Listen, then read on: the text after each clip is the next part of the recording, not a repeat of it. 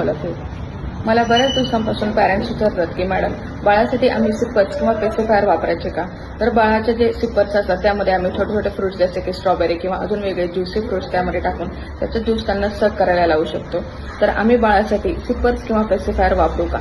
तर माझं असं म्हणणं आहे की सिपर किंवा पेसिफायर जे असतात ते रबर आणि प्लास्टिक पासून बनलेले असतात, त्यामुळे ते तुम्ही तुमच्या बाळासाठी वापरू नका. रबर आणि प्लास्टिक तोंडात टाकल्यामुळे काय होतं, त्यावरची जंतू असतात, त्यामुळे बाळाला इन्फेक्शन होण्याची शक्यता असते.